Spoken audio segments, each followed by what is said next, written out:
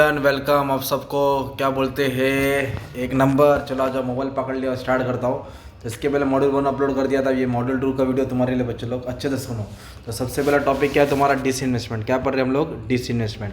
Disinvestment का मतलब होता है प्राइवेटाइजेशन। प्राइवेटाइजेशन मतलब होता है जो गवर्नमेंट की कंपनी थी, ढीली कंपनी थी, जो गवर्नमेंट चलाता था, उसमें पॉलिटिकल इंटरफेरेंस ज़्यादा हो रहा था, लॉस मेकिंग थी, बार बार एम्प्लॉय काम नहीं करते थे, इनएफिशिएंट थी, है ना। तो इसके कारण क्या किया, फिर गवर्नमेंट ने रूल बनाया। क्या बनाया मालूम है क्या, कि पब्लिक सेक्टर में गवर्नमेंट को हटा देंगे और प्राइवेट को दे देंगे। मतलब गवर्नमेंट का रूल कम हो जाएगा और प्राइवेट हो जाएगा।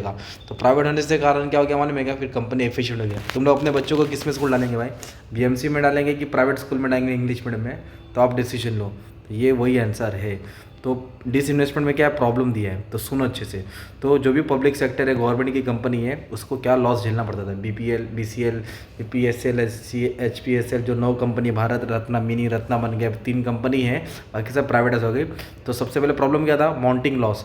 तो जो भी गवर्नमेंट की कंपनी थी ना, वो प्रॉफिट नहीं कमा पा रही थी, लॉस पे लॉस हो रहा था। तो एक कोई भी एक आंकड़ा उठा के डाल दो, टीचर चेक करने वाली नहीं है कि इतना लॉस हो रहा था, फिर ये साल में लॉस हो रहा था, तो लॉस पे ज़्यादा हो रहा था।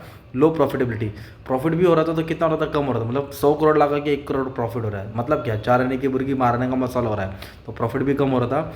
और एडमिनिस्ट्रेटिव प्रॉब्लम, मतलब जो ऑफिस वर्क है, जो भी ऑफिस के काम करने वाले बंदे लोग हैं, क्लर्क है, जो भी मैनेजर्स है, उन लोग ढीले काम करते थे, slow making, slow decision making, quality एकदम लो होना, बार बार से इनएफिशिएंटली काम करना, प्रोडक्टिविटी नहीं होना, जिसके कारण पब्लिक सेक्टर को बहुत प्रॉब्लम झेलना पड़ता था। ये भी था। फिर problem related to manpower. अब जब मालिक की नकली है, मालिक ही अच्छा नहीं काम कर रहा, तो फिर वर्कर कहाँ से काम करेगा। मालिक 9 से 5 की ड्यूटी है, 9 से 1 बजे आएगा, 1 बजे भागेगा, खाने पीने डायरेक्ट 4 बजे आएगा, तो वर्कर भी एफिशिएंटली काम नहीं करते थे, प्रोडक्टिविटी नहीं होती थी, अच्छे से करना चाहिए वैसा हो पाता नहीं था। और अंडर यूटिलाइजेशन ऑफ कैपेसिटी, मतलब जो प्लांट है, प्लांट में अगर 1000 प्रोडक्ट बनना चाहिए दिन में, तो नसीब कितना बना रहे थे, 100 बना रहे थे, मतलब कैपेसिटी अंडर यूटिलाइज कर रहे हैं। तो ये भी गलत हो रहा था। और प्लानिंग कुछ और करते हैं, एग्जीक्यूशन कुछ और होता है, मतलब कुछ सोचते कुछ और है और एग्जीक्यूशन कुछ और होता था। ये भी एक मसला है पब्लिक सेक्टर का। और प्राइस पॉलिसी, क्योंकि गवर्नमेंट कंपनी तो महंगा चीज़ बेच नहीं सकता था, तो उसको सब दाम सस्ते में बेचना पड़ता था, जिसके कारण उसका प्रॉफिट निकलता नहीं था। तो ये क्या हो गया, लॉस हो गया। ये क्या हो गया, लॉस। नेगेटिव पॉइंट है बच्चे लोग, ये नेगेटिव पॉइंट है, problem face by public sector. मान लो अभी एग्जाम में ये आया, डिसइन्वेस्टमेंट आया। क्या आंसर आया, डिसइन्वेस्टमेंट। तो डिसइन्वेस्टमेंट आया ना बच्चों लोग, क्या करने मालूम है क्या, डिसइन्वेस्टमेंट आया ना, तो ये नेगेटिव को ना, ये नेगेटिव को तुम लोग को पॉजिटिव लिख देने का। नेगेटिव को किस में लिखने का, पॉजिटिव में, पढ़ना नहीं है। डिसइन्वेस्टमेंट मतलब जो पब्लिक सेक्टर थी, जो गवर्नमेंट कंपनी थी, गवर्नमेंट ने क्या किया, अपना पैसा निकाल लिया, प्राइवेट को दे दिया। तो डिसइन्वेस्टमेंट, पैसा इन्वेस्टमेंट डालना, डिसइन्वेस्टमेंट पैसा निकाल लेना। तो डिसइन्वेस्टमेंट के क्या कारण क्या हो रहा है मालूम है, बिजनेस को रिस्ट्रक्चर हो गया। अभी तुमने एफए का पेपर देखा है ना, किसका पेपर दे गया, एफए का। तो इंटरनल रिकंस्ट्रक्शन, मतलब बिजनेस को रिस्ट्रक्चर कर रहे हैं, कैपिटल कम कर रहे हैं। रिहेबिलिटेशन ऑफ डिस्प्लेस पर्सनल, मतलब जो कंपनी, जो प्लांट नकली है, कंपनी को शिफ्ट करके अच्छी जगह शिफ्ट करे, वो प्लांट को डिसमेंटल करके कोई नया प्लांट बना रहे हैं। ओके, तो ये सब नेगेटिव पॉइंट को पॉजिटिव डाल दो, हो जाएगा। और इन लोगों ने क्या सुधार लाया मालूम है क्या, एफिशिएंसी बढ़ाया। क्या बढ़ाया, एफिशिएंसी, ताकि अच्छे से काम होगा, कस्टमर को बेनिफिट दे रहे, कंपटीशन में अच्छा प्रोडक्ट लेके आ रहे हैं। जो पॉलिटिकल इंटरफेरेंस ज़्यादा था, जो नेता लोग का आवाज आवन था, जो पॉलिटिकल पार्टी अपना फ़ायदा उठाती थी, जब पब्लिक ही नहीं है, गवर्नमेंट ही नहीं है, तो फिर पॉलिटिकल इंटरफेरेंस कम हो गया, जिसके कारण प्राइवेट कंपनी एफिशिएंटली काम कर रहा है। पब्लिक डेब्ट, गवर्नमेंट की कंपनी कर्जा ज़्यादा लेती थी, तो अभी पब्लिक कंपनी नहीं है, तो गवर्नमेंट कर्जा भी नहीं लेगा, तो डेब्ट भी कम हो गया, कर्जा भी कम हो गया। फिर कंपनी में नई नई टेक्नोलॉजी न्यू टेक्नोलॉजी अपग्रेडेशन आने लगा, जिसके कारण प्रोडक्ट एफिशिएंटली बनते गया।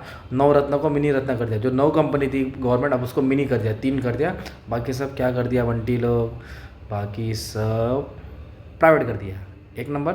अब ये पॉल्यूशन वाला आंसर है भाई, बचपन वाला प्यार है भाई। टाइप्स ऑफ पॉल्यूशन डाल देना, वाटर, हवा, पानी से, एयर, हवा से, सॉइल से, सॉइल बोला तो ज़मीन, प्लास्टिक डाल देना, नॉइज़, आवाज़, टॉक्सिक बोले तो जहरीला, टॉक्सिक बोले तो जहरीला वेस्ट, जो हॉस्पिटल से, बड़ी बड़ी इंडस्ट्री, फैक्ट्री से रिलीज होता है। ये टाइप्स ऑफ पॉल्यूशन है, इजी आंसर है, बचपन वाला लिख देना। और पॉल्यूशन क्यों होता है भाई, क्योंकि बार बार इंडस्ट्री ग्रोथ नहीं है, टेक्नोलॉजी पुरानी है, वाटर पे पानी छोड़ते थे, रूल्स एंड रेगुलेशन नहीं है, नकली है, डिस्पोजल बराबर नहीं है। ये नकली वाला आंसर था। अब इधर असली वाला आंसर है भाई, एक नंबर। चला जाओ, एमएसएमई को बोलते हैं micro small medium, micro small medium. इसको स्मॉल स्केल इंडस्ट्री भी बोलते हैं, छोटी मोटी इंडस्ट्री जहाँ 100-200 लोग काम करते हैं मिनिमम। तो माइक्रो कंपनी वो होती है जिसमें क्या होता है दोस्त, उसका इन्वेस्टमेंट कितना रहता है, 25 लाख और 5 करोड़ के बीच में रहता है। और है ना, स्मॉल का कितना, 5 करोड़ से ज़्यादा रहता है। और मीडियम का कितना रहता है, 5 करोड़ और 10 करोड़ के बीच में। ये आंकड़ा याद करने का है। ओके, तो स्मॉल स्केल इंडस्ट्री का रोल पढ़ने का अपने को। स्मॉल स्केल इंडस्ट्री ने क्या रोल किया, मतलब role and significance of MSME, छोटी मोटी इंडस्ट्री ने देश को क्या दिया।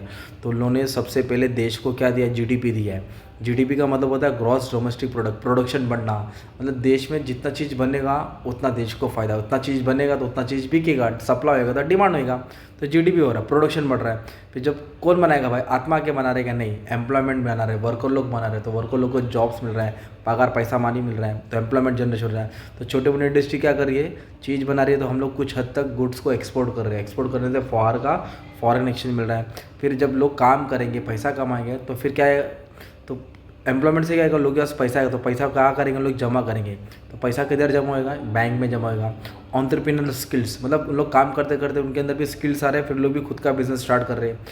Equal distribution of income and wealth, मतलब रिच और पुअर का गैप कम कर रहे हैं, रिच और पुअर का गैप कम हो रहा है, मतलब इनकम बराबर डिस्ट्रीब्यूटर है, कमा रहे हैं, आ रहा है, डिस्ट्रीब्यूटर है, मतलब किसके साथ कोई ये नहीं हो रहा है, एक्सप्लॉटेशन नहीं हो रहा है, गलत नहीं हो रहा है। और स्मॉल स्केल का क्या फ़ायदा मालूम है, रीजनल डिस्पर्सल स्पेलिंग गलत दिया ऑफ इंडस्ट्रियल। डिस्पर्सल का मतलब होता है फैला हुआ, मतलब छोटी मोटी इंडस्ट्री कोई एक जगह नहीं है, इंडिया के हर जगह कोने में फैला है, हर जगह इंडिया के कोने में फैला है, तो हर जगह प्रोडक्शन होता है, हर जगह को एम्प्लॉयमेंट मिलता है।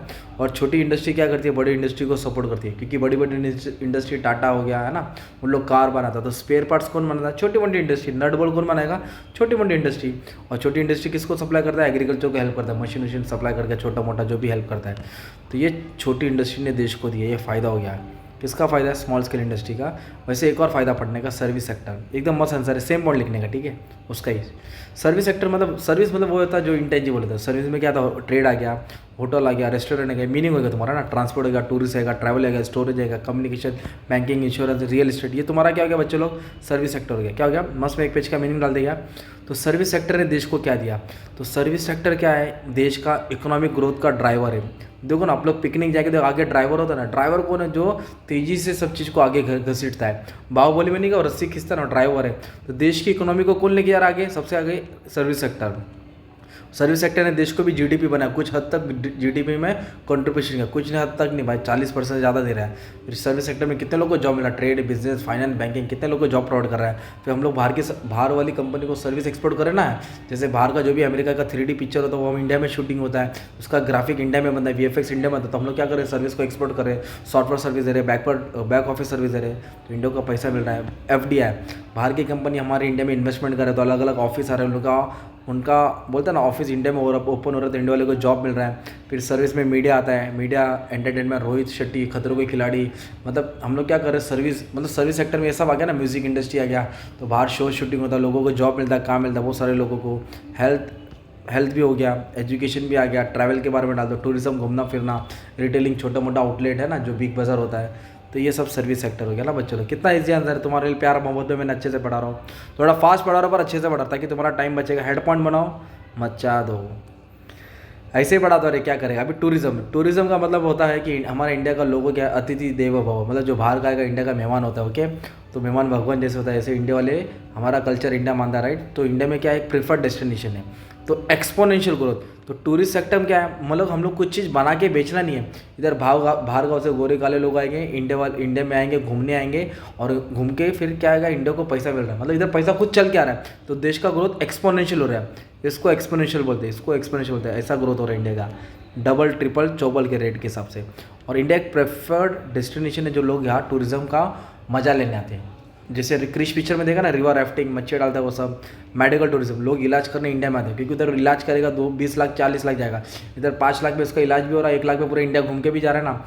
इको टूरिज्म, बजरंगी भाईजान पिक्चर देखा रहेगा ना, मुन्नी का गाँव रहता है, गाँव है, पहाड़ है, नदी है, हरियाली है, घर है, नेचर है, तो ऐसे नेचर को देखने के लिए लोग आते हैं। हेरिटेज टूरिज्म, हेरिटेज बोले तो ताजमहल, किला, कुतुब मीनार, सबको देखना आता है। एडवेंचर बोले तो Krrish picture, river rafting, mountain trekking, तो टूरिज्म के लिए एक अलग से मिनिस्टर बनाया है, वो सब तो वे देखता है, उसका कैंपेन चलता है, अतुल्य भारत, इनक्रेडिबल इंडिया, सब डाल देने का ना भाई। ये तुम्हारा कौन सा टॉपिक होगा बच्चों लोग मालूम है क्या, टूरिज्म का। तो टूरिज्म पढ़ा, इसमें क्या पढ़ा, टूरिज्म पढ़ा, ओके। टूरिज्म के बाद क्या पढ़ा, सर्विस सेक्टर पढ़ा, सर्विस सेक्टर के बाद क्या पढ़ा आप लोगों ने, MSME, स्मॉल स्केल इंडस्ट्री पढ़ा, फिर इंडस्ट्रियल पॉल्यूशन के ऊपर आंसर पढ़ा एकदम मस्त वाला, और एक डिसइन्वेस्टमेंट, क्या पढ़ा, डिसइन्वेस्टमेंट। इसमें एक आंसर और है, कंपटीशन एक्ट, वो अलग से वीडियो बना दी, उसको देख लेना। एकदम बोलते ना भाई, तुम्हारे लिए 10 मिनट में सेकंड मॉड्यूल पढ़ा है भाई। तो जैसे तुमको अकाउंट्स पढ़ा है, वैसे थ्योरी भी पढ़ा रहा हूँ, बस पेपर फाड़ के आना। आंसर इको का कैसे लिखना उसका भी वीडियो अलग से बना दिया हूँ। Thank you very much, thank you. चलो अभी थक गया भाई, अभी बाकी का कल सुबह बनाता हूँ। अभी रात का 12 बज रहा है, तुम्हारे लिए आया हो क्लास में। चलो, लव यू ऑल।